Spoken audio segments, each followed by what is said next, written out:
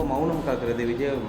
ஜனநாயகபூர்வமான அனைவரும் வந்து குரல் கொடுத்துக்கிட்டு இருக்கும்போது விஜய் அவர்கள் மௌனம் காப்பதோ, ஆளுநருக்கு எதிரான ஒரு சட்டப்பூர்வமான நடவடிக்கை எடுக்காமலோ, அவரை விமர்சிக்காமலோ ரொம்ப அமைதி காப்பதுங்கிறது எந்த அளவுக்கு? விஜய் கடந்து போகலாம், இல்லை அந்த கட்சி கூட கடந்து போகலாம். நான் சட்டத்தின் ஆட்சி முறை பாதிக்கிற பொழுது சட்டத்தின் நெறிகளை, நாடாளுமன்ற விழுமியங்களை ஆளுநராகட்டும் அல்லது அதற்கு மேல் உயரத்தில் இருக்கிறவர்களாகட்டும் அதை கடந்து செல்கிற பொழுது இந்திய கம்யூனிஸ்ட் கட்சி இடதுசாரிகள் அதை பார்த்து கொண்டிருக்க மாட்டோம். எங்கள் கண்டனங்களை நாங்கள் தெரிவிப்போம். அதே போன்று முதலமைச்சரை சந்திச்சுட்டு வந்திருக்கீங்க. ஏன்னா அவங்க ரொம்ப விருப்பப்படுறதா உங்களுக்கு முன்னாடியே வந்து சொல்லியிருக்காங்க, அவங்களை அழைப்பு கொடுத்துருக்கதாகவும் தவைக்க தரப்புலேருந்து கூறப்படுது. கூட்டணிக்கு நீங்கள் வரணுங்கிறத அழைப்பு கொடுத்துருக்காகவும் முதலமைச்சர் சந்திச்சுட்டு வந்திருக்கீங்க. உங்கள் கூட்டணியில் இருந்த காங்கிரஸும் தவைக்காவோட கூட்டணி வச்சிருப்பதா அதிகாரமாக அறிவிச்சிருக்காங்க. இல்லை இந்திய கம்யூனிஸ்டோட நிலைப்பாடுங்கிறது முதல்வரை சந்தித்தது தோழமைபூர்வமான சந்திப்பு.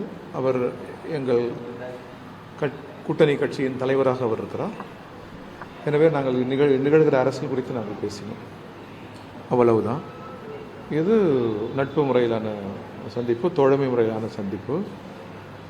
அதே நேரத்தில் தாவைக்கா கூட்டணிக்கு எங்கள் அழைக்கவில்லை. ஒரு முற்போக்கு அரசு ஒன்று அமைக்கிறோம், மக்கள் நல அரசு ஒன்று அமைக்கிறோம், ஆதரவு தாருங்கள் என்று அவர்கள் சகோதரர் விஜய் அவர்கள் தந்திருக்கிறார், கடிதம் அனுப்பியிருக்கிறார். அது குறித்து எங்கள் கட்சியினுடைய செயற்குழு நாளை கொடுக்கிறது, நிர்வாகக்குழு நாளை கொடுக்கிறது. இது போன்ற ஒரு அரசியல் நிலைகள் நாங்கள் எடுக்கிற பொழுது, ஆதரவு எதிர்ப்பு என்கிற நிலைகள் எடுக்கிற பொழுது கட்சி கமிட்டி தான் அது குறித்த முடிவுகளை செய்யும். ஆதரவு இருக்கும் கட்சி கமிட்டி தான் அதனால முடிவுகளை செய்யும்.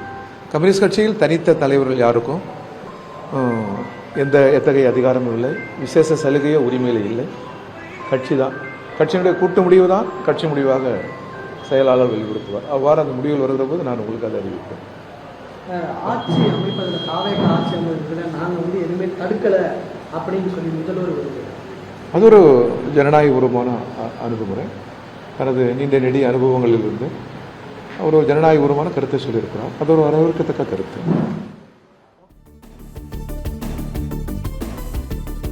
பிளே ஸ்டோர் மற்றும் ஆப் ஸ்டோரில் இருந்து பாலிமர் செயலியை QR கோடு மூலம் பதிவிறக்கம் செய்யுங்கள். செய்திகளை உடனுக்குடன் பெறுங்கள்.